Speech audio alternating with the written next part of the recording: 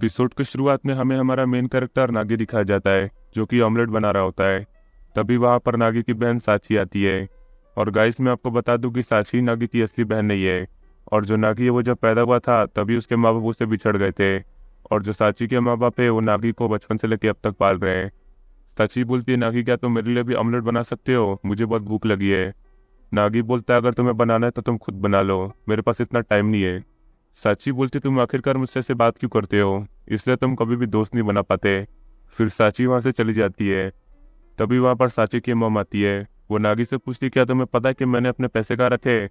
नागी बोलता है, आपने अपने सारे पैसे ड्रॉर में रखे थे। मैंने आपको कितनी बार बोला कि आपको पीना छोड़ देना चाहिए, इसलिए आप सारी चीजें भूल जाती है। साची की मॉम बोलती है, वो सब तो ठीक है, लेकिन ये सब बनाने के बाद फटाफट तैयार हो जाना, हमें एक परिवार से मिलने जाना है। नागी बोलता है, ठीक है, मैं तैयार हो जाऊंगा। फिर वो कुर्सी पे बैठ के अपनी फैमिली की फोटो देख रहा होता है। वो बोलता है, मुझे विश्वास नहीं हो रहा कि मेरे पैदा होने के बाद मुझे बस एक गलत बेड पे रखने से मेरी पूरी फैमिली बदल गई। फिर वहां पर साची के मॉम डैड आते हैं और नागी को बोलते हैं, हम उस फैमिली से डिनर हॉल में मिलने जा रहे हैं, तो तुम थोड़ी देर बाद आ जाना और लेट मत होना। फिर साची के मॉम डैड वहां से जाने लगते हैं। तो साची की मॉम नागी को हैप्पी बर्थडे बोलती है। नागी बोलता है, शुक्रिया कि आपको मेरा बर्थडे याद था। फिर नागी अपना स्कूल ड्रेस पहन के रेडी होने लगता है। तभी वहां पर साची आती है। वो नागी को बोलती है, क्या तुम जिस फैमिली से मिलने जा रहे हो, क्या वो तुम्हें सच में अडॉप्ट करने वाले हैं? नागी बोलता है, मैं अब 16 साल का हो चुका हूँ और मुझे अपने माँ बाप की जरूरत नहीं है। मैं बस उस फैमिली से मिलने जा रहा हूँ और कुछ नहीं। साची बोलती है, नागी आखिरकार तुम इतनी जल्दी जा कहाँ रहे हो? नागी बोलता है, मैं लाइब्रेरी जा रहा हूँ क्योंकि मुझे पढ़ाई करना है और मुझे कुछ भी करके मेरे राइवल को पढ़ाई में हराना है। साची बोलते, तुम हमेशा यही करते रहते हो, लेकिन मुझे विश्वास नहीं हो रहा कि तुम किसी और के बच्चे हो, और इसका मतलब कि तुम मेरे असली भाई भी नहीं हो। नागी बोलते, ये बिल्कुल सच है, और तुम्हारे माँ बाप ने मुझे नदी किनारे ढूंढा था और तब से मैं उन्हीं के साथ रह रहा हूँ, तो मैं उन्हें छोड़ना तो नहीं चाहता हूँ। फिर साची रोने लगती है और बोलती है, मैं नहीं चाहती कि तुम कहीं भी जाओ, मैं तुम्हें खोना नहीं चाहती। नागी बोलता, साची तुम सच में बहुत रोती हो, और मैं कहीं भी नहीं जा रहा हूँ। मैं उस फैमिली को बोल दूंगा कि मुझे नए माँ बाप की कोई जरूरत नहीं है, तो तुम चिंता मत करना। इसके बाद हमें दिखाया जाता है कि नागी लाइब्रेरी जा रहा होता है। तभी वो देखता है कि ब्रिज के ऊपर एक लड़की बैठी होती है जिसका नाम इरिका होता है। वो उसके पास भाग के जाने लगता है और बोलता है, आखिरकार तुम आत्महत्या क्यों कर रही हो? तुम्हें ऐसा नहीं करना चाहिए। फिर नागी जब इरिका को बचाने जाता है तो वो दोनों ही ब्रिज पे गिर जाते हैं, और नागी का हाथ इरिका के बूब्स पे होता है। और जब इरिका ये देखती है कि नागी का हाथ उसके बूब्स पे है, तो वो उसको एक खींच के देती है। नागी बोलता है, तुमने मुझे इतनी जोर से क्यों मारा? और आखिरकार तुम ब्रिज के ऊपर बैठ के कर क्या रही थी? एरिका बोलते, मैं ब्रिज पे बैठ के वीडियो रिकॉर्ड कर रही थी इंस्टा पे अपलोड करने के लिए, लेकिन तुम मेरे रास्ते में आ गए और मेरा पूरा वीडियो खराब हो गया। नागी बोलते, तो तुम ये सब फॉलोअर्स के लिए कर रही हो ना? एरिका बोलती है, मुझे फॉलोअर्स की जरूरत नहीं है क्योंकि मेरे पास पहले से काफी सारे फॉलोअर्स है। नागी बोलता है, लगता है एरिका काफी फेमस है, और मुझे ऐसा क्यों लग रहा है कि जैसे मैंने इसे कभी ना कभी तो देखा है। एरिका बोलती है, मैं एक नाटक करना चाहती हूँ ताकि मैं अपनी फैमिली को समझा सकूँ कि मैं अभी शादी नहीं करना चाहती। नागी बोलता, क्या शादी? लेकिन अभी तुम्हारी उम्र कहाँ हुई है? इरिका बोलती, क्या तुम्हें पता नहीं कि 16 साल के बच्चे भी शादी कर सकते हैं? नागी बोलता, मुझे विश्वास नहीं हो रहा कि मेरे उम्र के लड़के शादी कर रहे हैं, और अगर ऐसा तो तुम्हारी सिचुएशन बिल्कुल मेरे जैसी है। इरिका बोलती, हाँ तुम सही कह रहे हो, मेरी शादी मेरे बिना मर्जी की हो रही है, और तुम्हारे पैदा होने के बाद तुम्हारे माँ बाप बिछड़ गए एक छोटी सी गलती से। हम दोनों को ही फैमिली प्रॉब्लम से।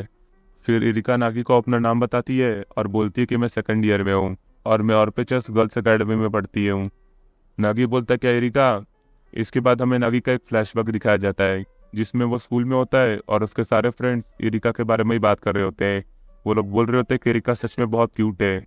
नागी बोलता है, मुझे समझ नहीं आ रहा कि ये सारे स्टूडेंट पढ़ाई लिखाई छोड़ के आखिरकार इस लड़की के पीछे क्यों पड़े हैं। फिर वो अपने फोन में इरिका का फोटो देखता है। वो बोलता है, लड़की इतनी क्यूट हो ही नहीं सकती, इसमें जरूर फिल्टर यूज किया होगा। इरिका बोलती है, तो तुम मुझे अपने बारे में क्यों नहीं बताते? फिर नागी इरिका को अपना नाम बताता है और बोलता है कि मैं भी सेकंड ईयर में हूँ और मैं मेजिरो गावा एकेडमी में पढ़ता हूँ। इरिका बोलती है, मुझे विश्वास नहीं हो रहा कि तुम मेजिरो गावा एकेडमी में पढ़ते हो, वो काफ़ी बड़ी एकेडमी है और उसमें जितने भी स्टूडेंट होते हैं वो काफ़ी स्मार्ट होते हैं। फिर वो उठ जाती है और नागी को बोलती है, आज मेरा सबसे लकी दिन है, मैं इस मौके का इस्तेमाल कर सकती हूँ। और क्या तुम्हें पता है कि अभी से तुम मेरे बॉयफ्रेंड बनने वाले हो? नागी बोलता, क्या बोला तुमने? बॉयफ्रेंड? मैं तुम्हारा बॉयफ्रेंड नहीं बनने वाला, और वैसे भी मुझे तुम जैसी लड़की का बॉयफ्रेंड बनने में कोई भी इंटरेस्ट नहीं है। इरिका बोलते, तुम्हें मेरा सच में बॉयफ्रेंड नहीं बनना है, तुम्हें बस मेरे बॉयफ्रेंड बनने का नाटक करना है। और तुम मेरी प्रॉब्लम को जरा समझो, मेरी शादी होने वाली है और मुझे पता भी नहीं है कि मैं किसके साथ शादी कर रही हूँ और वो कौन है।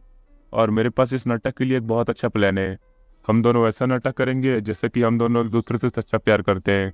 और नागी तुम काफ़ी इंटेलिजेंट हो तो तुम्हारा फ्यूचर भी काफ़ी अच्छा होगा, तो मेरे माँ बाप तुम्हारे ऊपर शक भी नहीं करेंगे।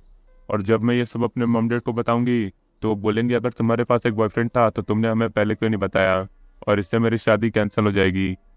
नागी बोलता है तुम्हारी इमेजिनेशन काफ़ी अच्छी है, तुमने काफ़ी अच्छा प्लान बनाया है, लेकिन ये रियलिटी है और यहाँ पर तुम्हारा प्लान काम नहीं करेगा। और मुझे अभी एक फैमिली से मिलने जाना है जो मुझे अडॉप्ट करने वाले हैं।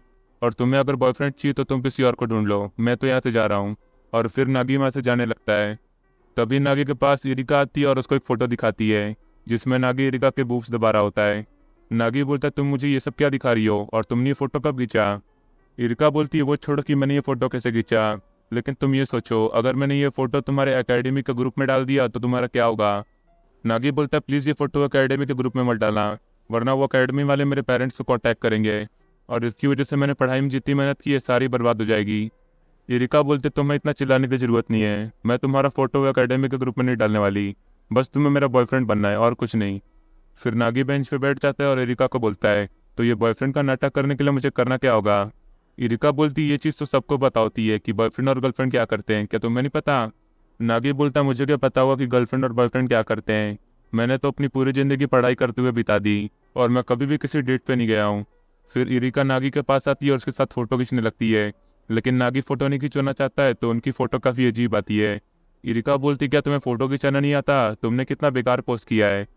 नागी बोलता है तुम्हें ये फ़ोटो अपने मॉम डैड को ही दिखाना है ना, तो तुम ये फ़ोटो भी दिखा सकती हो, इसमें बुराई क्या है। इरिका बोलती है मुझे अपने मॉम डैड को दिखाने के लिए एक अच्छी फ़ोटो चाहिए जिसमें तुम बिल्कुल सही से खड़े हो और एकदम स्मार्ट लगो। फिर इरिका बेंच पे बैठ जाती है और नागी को उसके पास आने के लिए बोलती है। फिर इरिका नागी का कुछ ज़्यादा ही क्लोज आ जाती है, तो नागी बोलता है इस इरिका की बॉडी स्मेल सच में काफ़ी अच्छी है। और फिर उन दोनों की जो सेल्फी होती है उसमें नागी काफ़ी अजीब तरीके के पोज में आता है।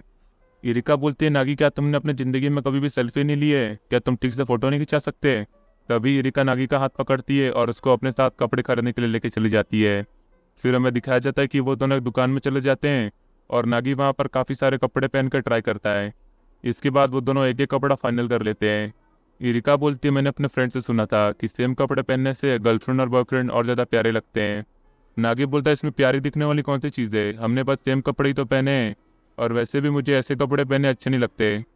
फिर इरिका ने जितने कपड़े खरीदे होते हैं वो उनका बिल भरने के लिए चले जाती है, तो उनका बिल 4,000 के ऊपर आता है। नागी बोलता है आखिरकार इसने कितने महंगे कपड़े खरीद लिए, मेरे पास तो सिर्फ 1,000 है। तभी इरिका अपने कार्ड से उन सारे कपड़ों की पेमेंट कर देती है। नागी बोलता है मेरे क्लासमेट बिल्कुल सही कह रहे थे कि इरिका सच में बहुत अमीर बाप की बेटी है। फिर इसके बाद इरिका और नागी सेल्फी लेने लगते हैं, तो उस सेल्फी में नागी ने काफ़ी अजीब पोज बनाया होता है। इरिका बोलती तुम इस पोज में बिल्कुल किसी मरे हुए आदमी जैसे लग रहे हो, और अगर तुम्हें मेरा बॉयफ्रेंड बनना है तो तुम्हें स्ट्रांग दिखना पड़ेगा।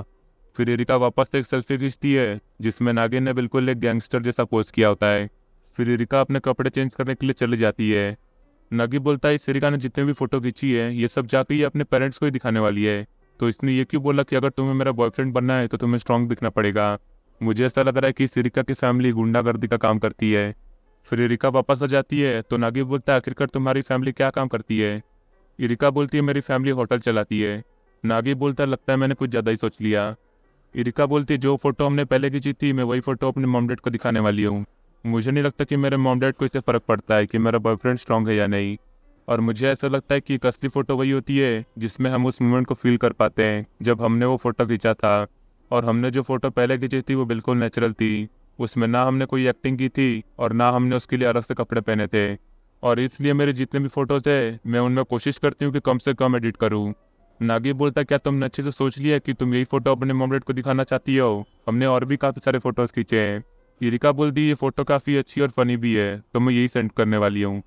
फिर इरिका और नागी बेंच पे बैठे होते हैं, तो नागी अपने मन में बोलता है मुझे लगा था कि इरिका और मैं दोनों बहुत अलग ही ज़िंदगी जीते हैं, लेकिन हम दोनों में काफ़ी सारी चीज़ें सेम है।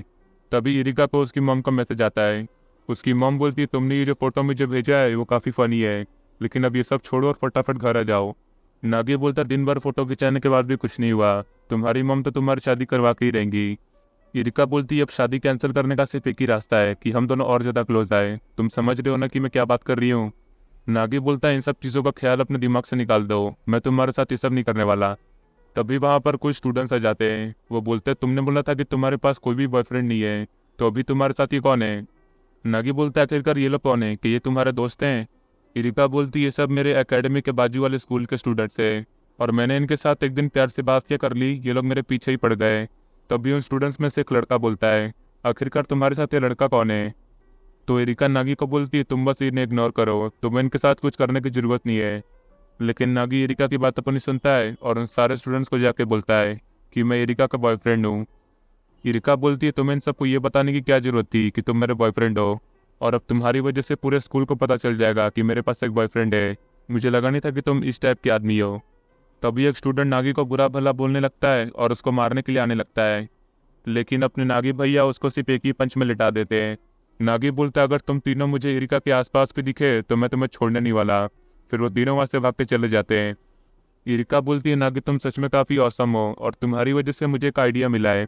अब मुझे शादी करने से भागने की जरूरत नहीं है। जो भी मुझसे शादी करने के लिए आएगा मैं उसे बस एक पंच मार दूंगी, और इसके बाद वो मुझसे शादी करना ही भूल जाएगा। नागी बोलता है लेकिन ये कुछ ज्यादा नहीं हो जाएगा तुम्हारे लिए? एरिका बोलती है मैं तो बस उस पल का इंतजार कर रही हूँ जब वो लड़का मुझे देखने आएगा। मैं उसको अपना पंच मारने के लिए इंतजार नहीं कर सकती। मैं तो उसका मुंह तोड़ दूंगी जैसे तुमने उस लड़के का तोड़ा। नागी नागी बोलता है अगर तुमने यही करने का सोचा है तो ये बिल्कुल सही होगा, तुम्हें यही करना चाहिए। तभी वहां पर एरिका का ड्राइवर आ जाता है और एरिका अपने कार में जाकर बैठ जाती है। एरिका नागी को शुक्रिया अदा बोलती है। वो बोलती है तुमने आज मेरी बहुत मदद की, और जो फोटो मैंने खींची थी मैं उसे डिलीट कर दूंगी, तो तुम चिंता मत करना और मुझे माफ़ कर देना। शायद मैं तुमसे कभी भी मिल नहीं पाऊंगी, मेरे पास कोई भी दोस्त नहीं है, लेकिन आज तुम्हारे साथ घूम के ऐसा लगा जैसे कि मैं सच में किसी डेट पे गई हूँ, और शायद हम दोनों काफ़ी अच्छे गर्लफ्रेंड और बॉयफ्रेंड बन सकते थे, लेकिन मुझे जाना पड़ेगा। फिर वो नागी को गुड बाय बोल के वहाँ से चली जाती है। इसके बाद हमें नागी को दिखाया जाता है जो एक डिनर हॉल में जाता है जहाँ पर उसे एक फैमिली से मिलने जाना था। फिर उसी फैमिली का एक आदमी नागी को बोलता है तुमसे मिलकर काफ़ी अच्छा लगा।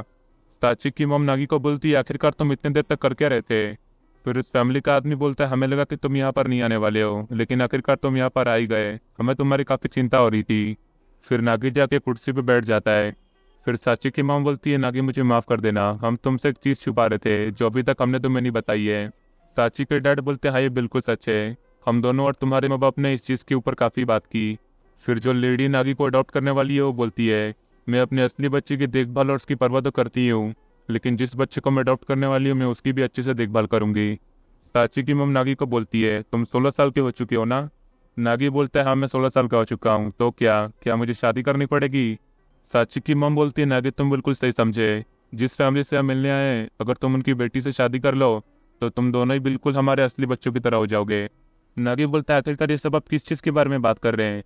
तभी उस फैमिली का आदमी बोलता है मैं भी काफ़ी हैरान हो गया था जब मैंने अपनी बेटी की फ़ोटो तुम्हारे साथ देखी, मुझे तो विश्वास ही नहीं हो रहा था कि तुम दोनों एक दूसरे को पहले से जानते हो। तभी वहां पर एरिका आ जाती है। तो एरिका के डैड नागी को बोलते हैं ये मेरी बेटी है, इसका नाम एरिका है, और तुम दोनों उस फोटो में काफ़ी प्यारे लग रहे थे।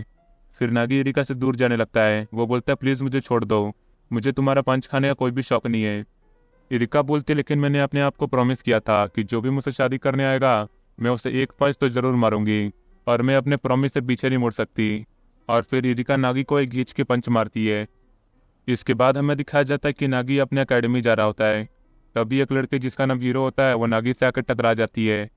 फिर हीरो नागी से माफ़ी मांगने लगती है। वो बोलती क्या तुम ठीक हो, तुम्हें कुछ हुआ तो नहीं? नागी बोलता है मैं बिल्कुल ठीक हूँ, मुझे कुछ भी नहीं हुआ। नागी बोलता है ये हीरो पढ़ाई में काफ़ी अच्छी है, मैं काफ़ी सालों से कोशिश कर रहा हूँ कि मैं इसे पढ़ाई में हरा सकूँ, लेकिन मैं अब तक ऐसा नहीं कर पाया।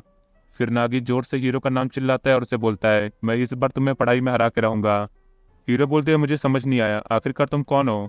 फिर नागी चिल्ला के हीरो को अपना नाम बताता है और बोलता है मैं वो लड़का हूँ जो हर बार तुमसे सेकंड आता हूँ। फिर हमें एक फ्लैशबैक दिखाया जाता है जिसमें हीरो बोलती है कि मुझे वही लड़का पसंद है जो मुझसे ज़्यादा इंटेलिजेंट हो और मुझसे ज़्यादा स्मार्ट हो। और नागी बोलता है मैंने ये बहुत पहले डिसाइड कर लिया था कि मैं इस हीरो को पढ़ाई में हरा के रहूँगा, और फिर मैं इसे जाके बता दूंगा कि आखिरकार मैं चाहता क्या हूँ। की शुरुआत में हमें दिखाया जाता है कि नागी अपनी फैमिली के साथ खाना खा रहा होता है। इरिका की माँ बोलती है कि आज इरिका हमसे मिलने के लिए हमारे घर पे आने वाली है, और मैं चाहती हूँ कि हम दोनों एक दूसरे को अच्छी तरीके से जान लें, क्योंकि वो मेरी बेटी है और मैं उससे काफ़ी सालों के बाद मिल रही हूँ, और अब तो नागी वो तुम्हारी मंगेतर भी बन गई है। नागी बोलता है ना वो इरिका मेरी मंगेतर है और ना मैं उसका मंगेतर बनना चाहता हूँ। इरिका के डैड बोलते क्या बोला तुमने, तुम इरिका के मंगेतर नहीं बनना चाहते? क्या तुम मुझसे लड़ना चाहते हो? इरिका की मॉम बोलती है तो तुम इरिका के मंगेतर नहीं बनना चाहते, तो क्या तुम्हारे दिमाग में कोई और लड़की है जिससे तुम शादी करना चाहते हो? नागी बोलता नहीं ऐसा कुछ भी नहीं है। फिर नागी अपने मन में बोलता है, मैं तो हीरो को एग्जाम में हरा के उसे प्रपोज करने का सोच रहा था, लेकिन पता नहीं मैं इस शादी के चक्कर में कहाँ से फंस गया। इरिका की मॉम बोलती है कि आज हम दोनों को रेस्टोरेंट में बहुत काम है, तो आज हम दोनों जल्दी निकल जाएंगे, और अगर इरिका घर पे आ गई तो तुम्हें उसकी पूरी देखभाल करनी पड़ेगी। नागी बोलता है, मेरे पास किसी का ख्याल रखने के लिए टाइम नहीं है, और वैसे भी मेरे टेस्ट होने वाले हैं, तो मेरे पास इन सब चीज़ों के लिए टाइम नहीं है।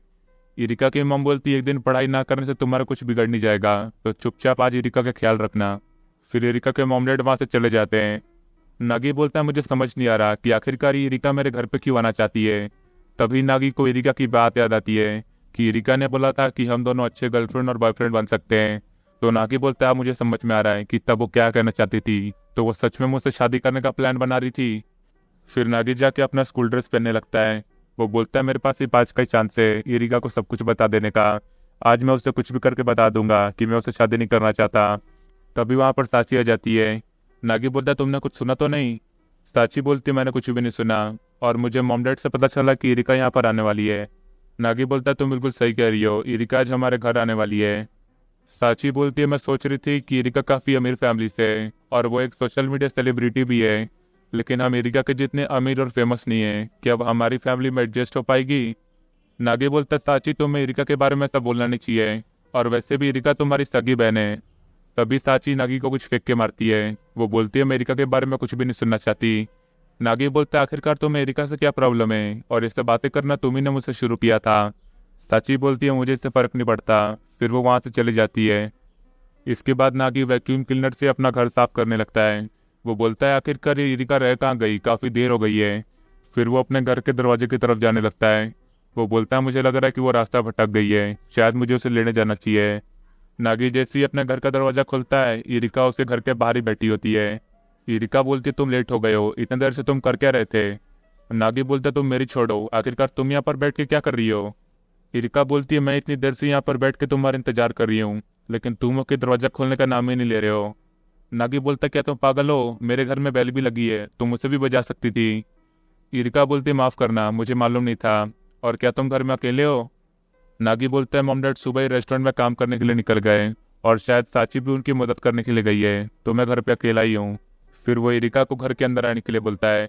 नागी बोलता है, आज ये इरिका थोड़ी नर्वस लग रही है, और ये नर्वस हो भी क्यों ना, क्योंकि ये उसके मंगेतर का घर जो है।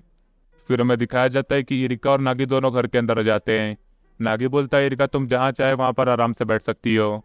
तो इरिका जाके बुक शेल्फ पे बैठ जाती है। नागी बोलता है, आखिरकार तुम वहां पर क्यों बैठ रही हो, तुम्हें नीचे बैठना चाहिए, और तुमने अपने जूते क्यों निकाले हैं, तुम्हें अपने जूते निकाल के घर में आना चाहिए। फिर इरिका अपने जूते निकाल के नागी के साथ नीचे बैठ जाती है। फिर नागी अपने मन में बोलता है, मैं इरिका के साथ शादी तोड़ना चाहता हूँ, लेकिन मुझे समझ नहीं आ रहा कि आखिरकार मैं उसे ये सब बताऊँ कैसे। शायद मुझे उसे ये सब बताने के लिए सही वक्त का इंतजार करना चाहिए। तभी इरिका नागी को बोलती है, क्या तुम मुझे अपना घर दिखा सकते हो। नागी बोलता है, अगर तुम मेरा घर देखना चाहती हो तो तुम मेरा घर खुद जाके देख सकती हो। इरिका बोलती है, तो ठीक है, लेकिन आखिरकार तुम्हारा घर है कहाँ पर। नागी बोलता है, कहाँ पर है, इसका क्या मतलब है, जिस जगह पे तुम बैठी हो यही मेरा घर है। इरिका बोलती है, स्टोर रूम जैसे दिखने वाला घर तुम्हारा है, मेरे साथ मजाक मत करो, मुझे मजाक करने वाले बिल्कुल पसंद नहीं है। नागी बोलता है, और मुझे तुम जैसे घमंडी लोग पसंद नहीं है। फिर नागी इरिका को अपने घर का किचन, बाथरूम और बाथटब दिखाता है। इरिका बोलती, तुम्हारा बाथटब कितना छोटा है, क्या तुम सच में इसमें नहाते हो। नागी बोलता, क्या तुम्हें इससे कुछ प्रॉब्लम है। फिर नागी इरिका को अपना और साची का कमरा दिखाता है। इरिका बोलती है, वैसे तो मुझे तुम्हारा घर देखने में ज़्यादा टाइम नहीं लगा, लेकिन शुक्रिया कि तुमने मुझे तुम्हारा घर दिखाया, और अब मैं चाहती हूँ कि तुम मेरे साथ मेरा घर देखने चलो। इसके बाद हमें दिखाया जाता है कि इरिका और नागी दोनों इरिका के घर के सामने होते हैं। फिर वो दोनों इरिका के घर के अंदर जाने लगते हैं। इरिका बोलती है, ये घर मेरे 4 घरों में से एक है, और ऐसे ही 3 घर मेरे अलग अलग देशों में भी है। फिर इरिका नागी को अपने घर का किचन, बाथरूम और बाथटब दिखाती है। नागी बोलता है, इस इरिका का बाथटब तो मेरे बाथटब के मुकाबले 10 गुना ज़्यादा बड़ा है। फिर इरिका नागी को उसके घर का पूल और प्लेइंग एरिया दिखाती है। इसके बाद वो उसे अपने घर का डॉग हाउस दिखाती है। नागी बोलते हैं, आखिरकार इस इरिका ने कितने कुत्ते पाल के रखे हैं कि इसने इतना बड़ा डॉग हाउस बनवाया है। और अब मुझे समझ में आया कि इरिका मेरे घर पे इतना नर्वस क्यों थी, क्योंकि ये सच में इतनी ज़्यादा अमीर है, इसे मेरे घर पे काफ़ी अजीब लग रहा होगा। और मैं ये सोच रहा हूँ कि अगर हम दोनों की फैमिली बचपन में नहीं बदली होती तो ये इरिका मेरे छोटे से घर में होती, और मैं बिल्कुल एक सेलिब्रिटी और अमीरों की ज़िंदगी जी रहा होता। लेकिन अभी मुझे इन सब फालतू चीज़ों के बारे में सोचने की ज़रूरत नहीं है। और वैसे भी हम दोनों ही पूरी अलग दुनिया में रहते हैं, ये अमीर है और मैं गरीब हूँ, और हम दोनों कुछ भी करके शादी नहीं कर सकते। मुझे इसे सच बताने का कोई ना कोई रास्ता तो ढूंढना ही पड़ेगा। फिर नागी एरिका के पास जाता है और उससे बोलता है, मैं तुमसे कुछ बात करना चाहता हूँ। एरिका बोलती है, अगर तुम मुझसे शादी करने की बात करने वाले हो तो मैं शादी नहीं करना चाहती, और तुम मुझे सुबह से ही काफी नर्वस लग रहे थे, तो मुझे लगा कि शायद तुम मुझे प्रपोज करने वाले हो। नागी बोलता है, क्या तुम पागल हो गई हो, मैं तुम्हें क्यों प्रपोज करूंगा। एरिका बोलती है कि तुम सच बोल रहे हो, और वैसे भी मैं नहीं चाहती कि हम दोनों एक दूसरे के मंगेतर बने, क्योंकि मैं ये खुद डिसाइड करना चाहती हूँ कि मैं किससे शादी करने वाली हूँ। नागी बोलता है, मैं इस एरिका के साथ सुबह से टाइम पास कर रहा हूँ क्योंकि मुझे लगा कि ये मुझसे मिलने आई है। फिर नागी एरिका से पूछता है, अगर तुम मुझसे मिलना नहीं चाहती थी तो आखिरकार तुम मेरे घर पे क्यों आई थी। एरिका बोलती है, मैं तुम्हारे घर पे तुम्हारे मॉम डैड यानी कि मेरी असली मॉम डैड से मिलने के लिए आई थी, लेकिन तुमने बोला कि वो दोनों काम पर गए हैं, तो इसलिए मैंने सोचा कि आज मैं तुम्हारे साथ ही टाइम पास करती हूँ। नागी बोलता है, अगर तुम अपने असली मॉम डैड से मिलना चाहती हो तो तुम मिल सकती हो, मेरे घर के नीचे जो रेस्टोरेंट है ना, मेरे मॉम डैड वहीं पर काम करते हैं। एरिका बोलती है, अगर ऐसी बात है तो मैं उन दोनों को कुछ बताना चाहती हूँ, और वो भी फेस टू फेस। इसके बाद हमें दिखाया जाता है कि एरिका और नागी नागी के मॉम डैड के रेस्टोरेंट में जाते हैं। नागी अपने मॉम डैड को बोलता है कि एरिका आज यहाँ पर हमारा रेस्टोरेंट देखने के लिए आई है। फिर वो दोनों जाके अपने टेबल पे बैठ जाते हैं, तो एरिका नागी के रेस्टोरेंट को घूर घूर के देखने लगती है। नागी बोलता है, जिस तरीके से ये मेरे रेस्टोरेंट को घूर रही है मुझे सब कुछ समझ में आ रहा है, ये काफ़ी अमीर है तो ये काफ़ी बड़े बड़े रेस्टोरेंट में खाना खाने के लिए जाती होगी, लेकिन इसे मेरे छोटे रेस्टोरेंट में काफ़ी अजीब लग रहा है, और अगर इसे ज़्यादा अजीब लगा तो ये सच में काफ़ी गुस्सा हो जाएगी, और अगर इसने कुछ उल्टा सीधा कर दिया तो पता नहीं क्या हो जाएगा। तभी वहां पर कुछ आदमी बैठे होते हैं, वो एरिका को बोलते हैं, तुम काफी खूबसूरत हो, और क्या ये लड़का तुम्हारा बॉयफ्रेंड है। एरिका की माँ बोलती है, ये दोनों गर्लफ्रेंड बॉयफ्रेंड नहीं है, इन दोनों की शादी होने वाली है जल्दी। फिर वो दोनों आदमी बोलते हैं, ये तो और अच्छी बात है कि इन दोनों की शादी होने वाली है, और वो भी इतनी जल्दी। तभी वहां पर नागी के मॉम डैड खाना लेके आते हैं। नागी के डैड बोलती है, ये खाना मेरी स्पेशल रेसिपी है और मैंने ये खास सिर्फ तुम्हारे लिए बनाया है। नागी बोलता है, ये एरिका काफी अमीर है और ये एक सेलिब्रिटी भी है, तो ये अपने सेहत का बहुत ख्याल रखती होगी, मुझे नहीं लगता कि ये एरिका इतना मसाले वाला खाना खाने वाली है। फिर एरिका खाने का खनी वाला मुंह में रख के चबाने लगती है। नागी बोलता है, मुझे तैयार हो जाना चाहिए, अगर इस एरिका को खाना अच्छा नहीं लगा तो ये पक्का इस टेबल को तोड़ देगी। तभी एरिका बोलती है, मुझे ये खाना काफी अच्छा लगा। नागी के मॉम डैड बोलते हैं, हमें लगा ही था कि हमारा खाना किसी को बुरा लग ही नहीं सकता। फिर नागी की मॉम बोलती है कि एरिका बिल्कुल ही सांचे की तरह दिखती है, और एरिका के बाल तो बिल्कुल मेरे तरह है। नागी के डैड बोलते हैं, और एरिका की आईब्रोज और उसकी आंखें थोड़ी बहुत मेरी तरह है। नागी बोलता है, आखिरकार मेरे मॉम डैडी सब कर क्या रहे हैं, इससे एरिका को और गुस्सा आ रहा है। फिर नागी की मॉम एरिका को बोलती है, अगर तुम चाहो तो आज तुम हमारे साथ खाना खा सकती हो, और मैं चाहूंगी कि आज रात तुम हमारे साथ ही सो जाओ। नागी बोलता है, आखिरकार ये दोनों एरिका को बोल क्या रहे हैं, ये इतनी अमीर है, आखिरकार ये हमारे घर में क्यों रुकेगी। तभी एरिका अपने टेबल पर से उठ जाती है और नागी को बोलती है, मुझे काफी देर हो गई है तो मैं अपने घर जा रही हूँ। फिर एरिका वहां से भाग कर जाने लगती है, तो नागी भी उसके पीछे पीछे जाने लगता है। वो बोलता है, आखिरकार तुम्हें अचानक से हो क्या गया है, तुमने बोला था कि तुम मेरे मॉम डैड से मिलना चाहती हो क्योंकि तुम्हें उन्हें कुछ बताना था। ये सब सुन के एरिका वहां पर रुक जाती है और रोने लगती है। वो बोलती है कि मैं अपने असली मॉम डैड को ये बताना चाहती थी कि मैं उनके साथ थोड़ी देर और रहना चाहती हूँ और उन्हें और अच्छी तरीके से जानना चाहती हूँ। मैंने बहुत कोशिश की लेकिन मैं उन्हें ये सब नहीं बता पाई, और जब मैं आज तुम्हारे साथ रेस्टोरेंट गई तो वो दोनों मेरी बहुत अच्छी देखभाल कर रहे थे, और वो दोनों मेरे साथ ऐसे बर्ताव कर रहे थे जैसे कि वो दोनों अब भी मुझे अपनी बेटी मानते हैं। और मेरे असली मॉम डैड मेरे साथ इतने अच्छे तरीके से बात कर रहे थे कि मुझे समझ नहीं आ रहा था कि आखिरकार मैं उन्हें ये सब कैसे बताऊं। मैं उन्हें बस इतना ही बताना चाहती थी कि मैं उनके साथ थोड़ी देर और रहना चाहती हूँ। नागी बोलता है, एरिका अगर तुम अपने असली मॉम डैड को और अच्छे तरीके से जानना चाहती हो तो तुम्हें उन्हें ये सब बताने की जरूरत नहीं है। मेरे मॉम डैड अपने आप समझ जाएंगे कि आखिरकार तुम चाहती क्या हो उनसे, क्योंकि तुम उनकी असली बेटी हो और वो तुमसे बहुत ज़्यादा प्यार करते हैं। तो क्या आप तुम वापस रेस्टोरेंट चलना चाहोगी, तुम्हारे असली मॉम डैड वहाँ पर तुम्हारा इंतजार कर रहे हैं। इसके बाद हमें दिखाया जाता है कि नागी और एरिका दोनों रेस्टोरेंट पहुंच जाते हैं, और नागी की मॉम जैसे ही एरिका को देखती है वो उसे जाके गले लगा लेती है, और फिर नागी के मॉम डैड टेबल पे सारा खाना लगा देते हैं, और वो चारों साथ मिलकर खाना खाते हैं और काफ़ी इंजॉय भी करते हैं।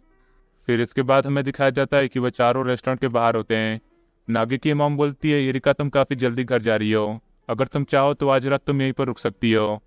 एरिका बोलती है, मुझे माफ़ कर देना लेकिन मैं यहाँ पर नहीं रुक सकती, मेरे मॉम डैड मेरी चिंता कर रहे होंगे तो मुझे जाना ही पड़ेगा।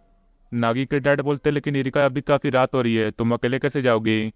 एरिका बोलती है, आपको मेरी चिंता करने की जरूरत नहीं है क्योंकि नाके मुझे हाईवे तक छोड़ने जाने वाला है। इसके बाद हमें दिखाया जाता है कि नागी इरिका को हाईवे तक छोड़ने जा रहा होता है। इरिका बोलती है, नागी तुम्हारा शुक्रिया कि आज तुमने मुझे अपना घर दिखाया और आज तुम मुझे अपने रेस्टोरेंट में भी लेके आए। मुझे आज अपने असली मॉम डैड से मिलकर सच में काफ़ी अच्छा लग रहा है और मैं काफ़ी खुश भी हूँ। और हाँ, मुझे याद आया, तुम मुझसे कुछ कहना चाहते थे ना। नागी बोलता है, ऐसी कोई बात नहीं है, मैं तुमसे कुछ भी नहीं कहना चाहता था। इरिका बोलती, तो तुम मुझे प्रपोज नहीं करना चाहते, तो आखिरकार तुम सुबह से मुझे इतने नर्वस क्यों लग रहे थे। नागी बोलता है, लगता है तुम्हें कोई गलतफहमी हो गई है, मैं आज बिल्कुल भी नर्वस नहीं था। तभी वहां पर इरिका को लेने के लिए उसके डैड आ जाते हैं। इरिका बोलती है, डैड आप इतनी दूर से यहाँ पर सिर्फ मुझे लेने के लिए आए हैं। इरिका के डैड बोलते हैं, हाँ मैं तुम्हें लेने के लिए आया हूँ। और तुम्हें नागी का घर कैसा लगा। इरिका बोलती है, नागी का घर सच में काफी अच्छा है और आज मुझे उसके साथ बहुत मजा आया। एरिका के डैड बोलते, तुम्हारी बातें सुन के मुझे ऐसा लग रहा है कि जैसे आज तुम दोनों ने अपनी डेट पे काफी एंजॉय किया है। एरिका बोलती है, डैड आप बिल्कुल गलत समझ रहे हैं, हम दोनों किसी डेट वेट पे नहीं गए थे। एरिका के डैड बोलते, तुम्हें जितनी कोशिश करनी है तुम उतनी कोशिश कर सकते हो, लेकिन तुम मुझे बेवकूफ़ नहीं बना सकते।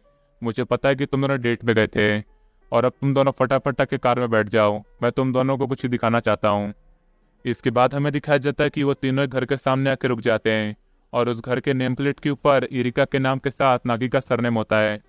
इरिका की डैड बोलते हैं, मैं चाहता हूँ कि आज से 2 हफ्ते तक तुम दोनों इस घर में एक साथ रहो ताकि तुम दोनों एक दूसरे को अच्छी तरीके से जान सको। और नागी, मुझे उम्मीद है कि तुम मेरी बेटी का अच्छा ख्याल रखोगे। अ कपल ऑफ कुकुज एपिसोड 3 की शुरुआत में हमें इरिका और नागी को दिखाया जाता है, वो दोनों उसी घर में होते हैं। नागी बोलता है, इतने बड़े घर में सिर्फ हम दोनों को यहाँ पर 2 हफ्ते के लिए रहना है, मुझे कुछ समझ नहीं आ रहा। इरिका बोलती है, नागी तुम कुछ ज्यादा ही चिल्लाते हो, तुम्हें इतनी चिंता करने की जरूरत नहीं है और वैसे भी ये घर मेरे डैड का है और हम दोनों को यहाँ पर सिर्फ 2 हफ्ते के लिए रहना है। नागी बोलता है, इरिका तुम्हारे डैड ने मुझे कार में बिठाया और वो मुझे यहाँ पर तुम्हारे साथ छोड़ के चले गए, ये तो बिल्कुल किडनैपिंग हो गई। क्या तुम्हारे मॉम डैड पागल हो गए हैं। इरिका बोलती है, वैसे वो तुम्हारे भी मॉम डैड है और मेरे डैड ऐसी चीजें हमेशा करते रहते हैं, तो हम इसके बारे में कुछ नहीं कर सकते, हमें यहाँ पर 2 हफ्ते के लिए रहना ही पड़ेगा। तभी नागी को उसकी मॉम का मैसेज आता है। उसकी मॉम बोलती है, तुम एरिका के साथ 2 हफ्ते रहने वाले हो तो तुम उसका अच्छे से ख्याल रखना। नागी बोलता है, तो एरिका के डैड ने मेरे मॉम डैड को बता दिया है कि हम लोग यहाँ पर 2 हफ्ते के लिए रहने वाले हैं। तभी नागी और एरिका को एक साथ एरिका के डैड का मैसेज आता है। उसके डैड बोलते हैं, मुझे माफ कर देना कि मैं तुमसे अच्छी तरीके से बात नहीं कर पाया और तुम दोनों को इस घर में छोड़ दिया, लेकिन जब मैं अगली बार आऊंगा तो हम इस बारे में अच्छी तरीके से बात करेंगे। एरिका बोलती है, नागी क्या तुमने डैड का मैसेज देखा, उस हिसाब से शायद हमें 2 हफ्ते यहीं पर रहना पड़ेगा। और ये बात अच्छी है कि कल संडे है तो मुझे काफ़ी नींद आ रही है, तो मैं सोने जा रही हूँ और मेरा कमरा ऊपर वाले फ्लोर में है, तो वहाँ पर आने की हिम्मत भी मत करना। फिर एरिका ऊपर वाले फ्लोर पर जाती है और नागी को बोलती है, मेरे मॉम डैड मुझे मजबूर कर रहे हैं तुमसे शादी करने के लिए, लेकिन मैं तुमसे कुछ भी करके शादी नहीं करने वाली। और अगर हम दोनों को यहाँ पर 2 हफ्ते के लिए रहना है तो हमें कुछ रूल्स बनाने पड़ेंगे ताकि हम दोनों का कोई प्रॉब्लम ना हो। और इसलिए मैं चाहती हूँ कि हम दोनों एक दूसरे से कोई भी चीज़ शेयर ना करें और हम दोनों सिर्फ अपने अपने कमरे में रहेंगे और कोई भी एक दूसरे के कमरे में नहीं जाएगा। नागी बोलता है, मुझे मंजूर है, ये आइडिया काफ़ी अच्छा है। फिर एरिका वहाँ से चली जाती है। इसके बाद नागी भाग के अपने वाले कमरे में जाता है। वो बोलता है, ये कमरा काफ़ी बड़ा है और यहाँ पर काफ़ी शांति भी है और हम लोग यहाँ पर 2 हफ्ते रहने वाले हैं, तो मैं यहाँ पर आराम से बैठ के अपने फाइनल एग्जाम्स के लिए पढ़ाई कर सकता हूँ। लेकिन मेरे पास अपने बुक्स नहीं है, तो मैं अपने फ़ोन का इस्तेमाल कर सकता हूँ उसके लिए। इसके बाद हमें अगला दिन दिखाया जाता है। नागी अपने नींद से उठ के बोलता है, आज मैं कुछ ज़्यादा ही सो गया, मुझे थोड़ा जल्दी उठ जाना चाहिए था। तभी उससे एरिका के चिल्लाने की आवाज़ आती है, तो वो फटाफट भाग के जाता है और बाथरूम का दरवाज़ा खोल देता है जहाँ पर एरिका नहा रही होती है और वो न्यूड होती है। तो नागी ये सब देख के दरवाज़ा बंद कर देता है। एरिका बोलती है, नागी क्या तुम पागल हो, तुम अंदर आने से पहले मुझे बता नहीं सकते थे। फिर एरिका टॉवल पहन लेती है और नागी को बाथरूम के अंदर लेके आ जाती है। वो बोलती है कि मैं यहाँ पर शावर ले रही थी, तभी ये छिपकली यहाँ पर आ गया और मैं इसे देख के डर गई, क्या तुम मेरे लिए इसे यहाँ से हटा सकते हो। नागी जैसे उस छिपकली को देखता है वो चिल्लाने लगता है। वो बोलता है कि मैं इस छिपकली को यहाँ से नहीं हटा सकता और वैसे भी ये छिपकली काफ़ी जल्दी चलती है, तो मैं इसे पकड़ूंगा कैसे, मैं ये सब नहीं करने वाला। तभी एरिका उस छिपकली को लेके खिड़की के बाहर फेंक देती है। वो बोलती है, मुझे लगा ही था कि तुम इस छिपकली को बाहर फेंक नहीं पाओगे। नागी बोलता है, मुझे माफ़ कर देना। इसके बाद हमें दिखाया जाता है कि एरिका अपनी फ़ोटो खींच रही होती है इंस्टा पे अपलोड करने के लिए और नागी ये सब वहाँ पर खड़ा होकर देख रहा होता है। वो बोलता है कि फ़ोन का इस्तेमाल सिर्फ इंस्टा पे वीडियो अपलोड करने के लिए नहीं होता है, हम इसका इस्तेमाल पढ़ाई करने के लिए भी कर सकते हैं। तभी नागी का जो फ़ोन होता है वो स्विच ऑफ हो जाता है। वो बोलता है, आखिरकार मेरा फ़ोन इतनी जल्दी स्विच ऑफ कैसे हो गया, मैं घर से यहाँ पर अपना एक भी सामान लेके नहीं आया हूँ और अगर मेरा फ़ोन चार्ज नहीं होगा तो मैं अपनी पढ़ाई कैसे करूँगा, मुझे कुछ भी करके एक चार्जर ढूंढना ही पड़ेगा। तभी एक आदमी इरिका के घर से उसको सारा सामान लेके आता है और वो उसका चार्जर भी लेके आया होता है। और ये सब नागी दरवाजे के बाहर खड़ा रहकर सुन रहा होता है। वो बोलता है मैं इरिका से उसका चार्जर मांग सकता हूँ अपना फ़ोन चार्ज करने के लिए, लेकिन रूल्स के हिसाब से हम दोनों एक दूसरे से कोई भी चीज़ शेयर नहीं कर सकते। फिर इसके बाद हमें दिखाया जाता है कि नागी अपने घुटनों पर बैठ जाता है और इरिका को बोलता है मेरे फ़ोन की बैटरी ख़त्म हो चुकी है और मैं घर से पढ़ाई करने के लिए एक भी बुक्स नहीं लाया हूँ और मैं यहाँ पर 2 हफ्ते से पैसे बर्बाद नहीं कर सकता। क्या तुम प्लीज़ मुझे अपना चार्जर और अपना बुक्स दे सकती हो पढ़ाई करने के लिए? इरिका बोलती है लेकिन रूल्स के हिसाब से हम दोनों एक दूसरे के साथ कोई भी चीज़ शेयर नहीं कर सकते। लेकिन तुम्हें चिंता करने की जरूरत नहीं है, मैं तुम्हें अपनी बुक्स दे सकती हूँ, लेकिन तुम्हें इसके लिए मेरा एक काम करना पड़ेगा। इसके बाद हमें दिखाया जाता है कि नागी ने अपने हाथ में लाइट रिफ्लेक्टर पकड़ा होता है और वो इरिका के फोटो खींचने में उसकी हेल्प कर रहा होता है। इरिका बोलती है नागी उस रिफ्लेक्टर को ठीक से पकड़ के रखो वरना मैं तुम्हें अपनी टेक्स्ट बुक और अपना चार्जर नहीं देने वाली, और मैं चाहती हूँ कि अगले पोस्ट में तुम कुर्सी पे खड़े रह के मेरी फोटो खींचो। नागी बोलता टेक्स्ट बुक और चार्जर के लिए मुझे सब करना ही पड़ेगा, मेरे पास और कोई रास्ता नहीं है। फिर नागी कुर्सी पर खड़ा होकर एरिका की फोटो खींचने लगता है। वो बोलता है ये एरिका सच में काफ़ी सुंदर और क्यूट है और इसलिए शायद ये सोशल मीडिया पे इतनी ज़्यादा पॉपुलर भी है। फिर एरिका नागी के कुछ ज़्यादा क्लोज हो जाती है और उसे बोलती है क्या मेरी फोटोज अच्छी आ रही है, तुमने कोई गड़बड़ तो नहीं की? तभी नागी का अचानक से कुर्सी पर से बैलेंस बिगड़ जाता है और वो एरिका के साथ बेड पे गिर जाता है। एरिका जब देखती है कि नागी उसके बगल में सोया है तो वो नागी को उसके पेट में एक मुक्का मारती है। इसके बाद हमें दिखाया जाता है कि नागी और इरिका घर के बाहर आ जाते हैं और नागी इरिका की फोटो खींचने लगता है और इरिका की फोटो खींचते खींचते शाम हो जाती है। इरिका बोलती है नागी तुमने फोटोज तो काफ़ी अच्छी खींची है लेकिन ये इतनी भी ज़्यादा अच्छी नहीं है कि मैं इन्हें अपने इंस्टाग्राम पे अपलोड कर सकूं। नागी बोलता है इस इरिका की फोटो खींचने के चक्कर में मेरा पूरा एक दिन बर्बाद हो गया, लेकिन फिर भी इसे एक भी फोटो पसंद नहीं आ रहा है। फिर इरिका पेड़ के पास जाने लगती है अपनी फोटो खिंचवाने के लिए। तभी नागी इरिका के ऊपर पानी फेंकता है और उसका फोटो खींच लेता है। इरिका बोलती क्या तुम पागल हो गए हो, तुमने आखिरकार मेरे ऊपर पानी क्यों फेंका? नागी बोलता मैं बस तुम्हारी फोटो खींचने की कोशिश कर रहा था। फिर वो उसे वो फोटो दिखाता है जिसमें नागी ने जो पानी फेंका होता है उसका इफेक्ट इरिका के ऊपर काफी अच्छा दिख रहा होता है। इरिका बोलती पानी के इफेक्ट की वजह से ये फोटो काफी अच्छी लग रही है, क्या तुम मेरे लिए ऐसी और फोटोज खींच सकते हो? नागी बोलता अब मैं तुम्हारी एक भी फोटो नहीं खींचने वाला, मैं सुबह से लेकर अब तक तुम्हारी सिर्फ फोटो ही खींच रहा हूँ, लेकिन तुमने तो ना मुझे अपना चार्जर दिया और ना अपनी टेक्स्ट बुक दी है पढ़ने के लिए। तभी इरिका पानी का पाइप लेती है और नागी के ऊपर पानी फेंकने लगती है।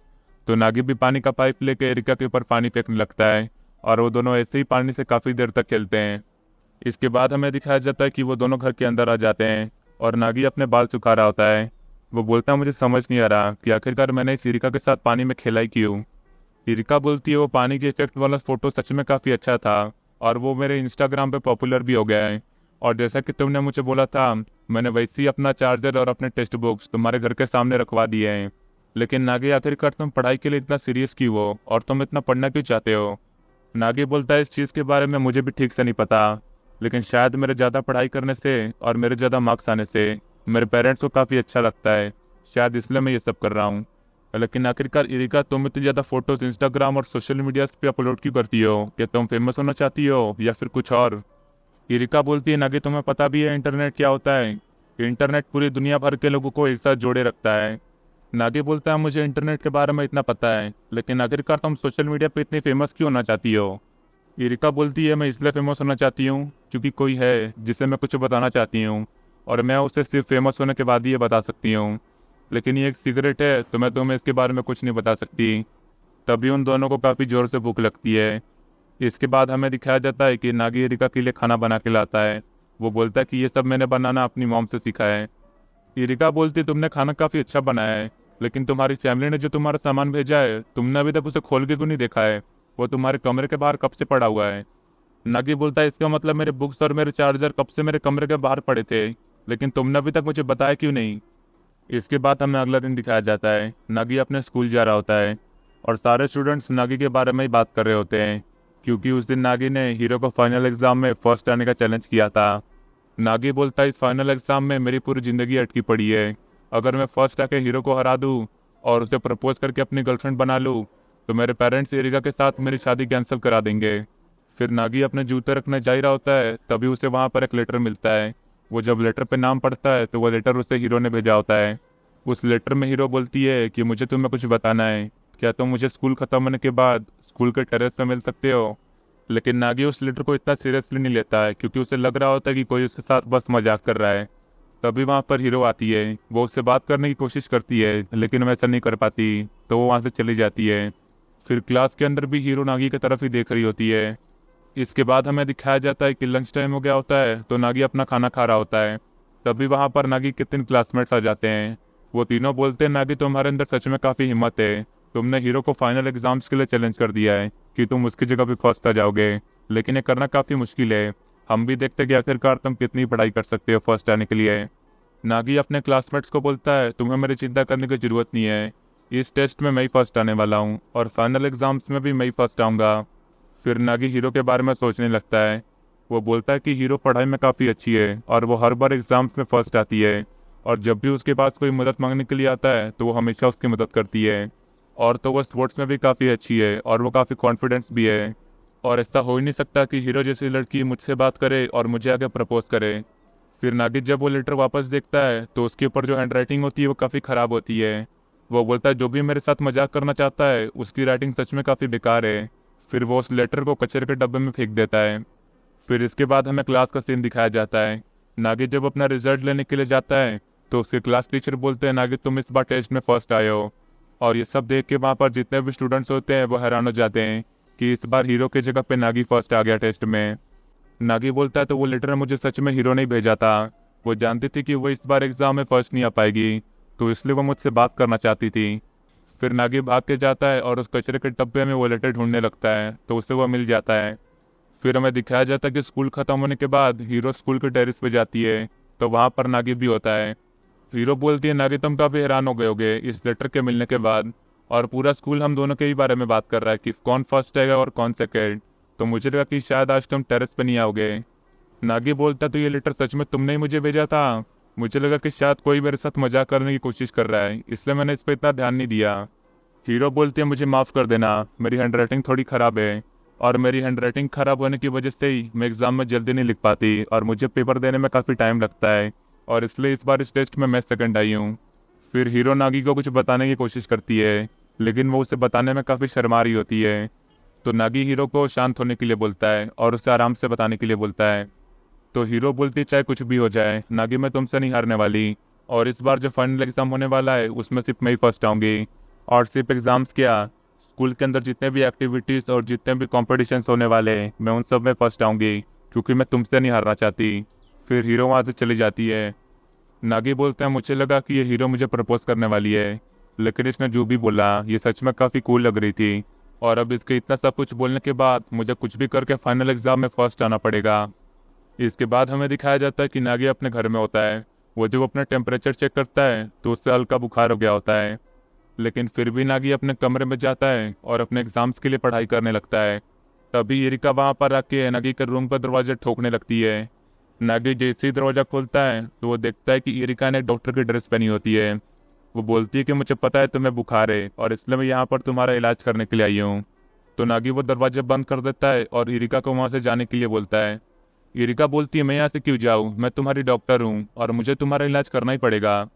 फिर नागी दरवाजा खोलता है और एरिका से पूछता है, क्या तुम मेरे साथ डॉक्टर डॉक्टर खेलना चाहती हो? एरिका बोलती है, हाँ मैं तुम्हारे साथ ही खेलना चाहती हूँ, इसमें काफ़ी मज़ा आता है।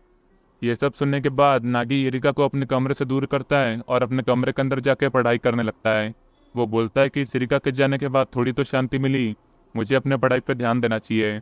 तभी अचानक से नागी की तबीयत खराब होने की वजह से वो बेहोश होकर नीचे गिर जाता है। इसके बाद हमें दिखाया जाता है कि नागी एरिका के कमरे में होता है और एरिका उसके बगल में बैठी होती है। नागी बोलता है, बुखार बढ़ने की वजह से मैं बेहोश हो गया था, इसके बाद मुझे कुछ याद नहीं, आखिरकार मैं यहाँ पर आया कैसे?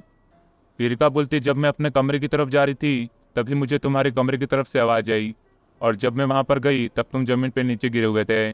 मैंने सोचा कि मैं तुम्हें उठा के तुम्हारे बेड पर रख दूँ, लेकिन तुम्हारा बेड हद से ज़्यादा गंदा था, इसलिए मैं तुम्हें अपने रूम में लेके आ गई। नागी बोलता है, एरिका मुझे माफ़ कर देना, मेरी वजह से तुम्हें इतनी प्रॉब्लम हुई। एरिका बोलती है, नागी तुम सच में कुछ ज़्यादा ही मेहनत करते हो, तुम्हें इतनी मेहनत नहीं करनी चाहिए, वरना तुम कभी भी एग्जाम में फर्स्ट नहीं आ पाओगे। नागी बोलता है, लेकिन तुम ऐसा क्यों बोल रही हो, मुझे कुछ समझ नहीं आ रहा। एरिका बोलती है, जब मैं तुम्हें घसीट के अपने कमरे में लेके जा रही थी तभी भी तुम अपने एग्जाम के बारे में ही बात कर रहे थे कि तुम्हें एग्जाम में फर्स्ट आना है चाहे कुछ भी हो जाए। मैंने आज तक कभी भी किसी को इतनी ज़्यादा मेहनत करते हुए नहीं देखा है। और जब तुम नींद में होकर भी अपने एग्जाम के बारे में बात कर रहे थे उस वक्त तुम मुझे सच में काफ़ी अमेजिंग लग रहे थे। नागी बोलता है, इरिका, आज तक किसी ने मुझे मेरी पढ़ाई को लेकर कभी भी मुझे अमेजिंग नहीं बोला है। तुम ही हो जिसने मुझे पहली बार अमेजिंग बोला है मेरी पढ़ाई को लेकर। इसके बाद हमें दिखाया जाता है कि नागी अपना यूनिफॉर्म पहन के अपने एकेडमी जाने के लिए चला जाता है। फिर इसके बाद हमें हीरो के घर का सीन दिखाया जाता है। हीरो की मॉम बोलती है, तुम्हें पढ़ाई में इतनी ज़्यादा मेहनत करने की ज़रूरत नहीं है, तुम्हें थोड़ा आराम भी करना चाहिए। हीरो बोलती है, मेरे पास आराम करने का टाइम नहीं है, क्योंकि मुझे कुछ भी करके इस बार फाइनल एग्जाम में फर्स्ट आना है। मैं उस नागी को जीतने नहीं दे सकती। सो गाइज, अगर आपने मेरी वीडियो को एंड तक देखा तो वीडियो को लाइक कीजिए, कमेंट कीजिए, शेयर कीजिए, सब्सक्राइब कीजिए मेरे यूट्यूब चैनल एनिमे डैनलैंड्स को। और अगर आप मुझे कोई एनिमे रिकमेंड करना चाहते हैं तो आप मुझे इंस्टाग्राम पे डीएम कर सकते हैं। मेरे इंस्टाग्राम की लिंक आपको मेरे बायो और मेरे चैनल के लिंक में मिल जाएगी। और इसी के साथ ही ये वीडियो यहीं एंड होती है। ありがとうだ。ありがとう。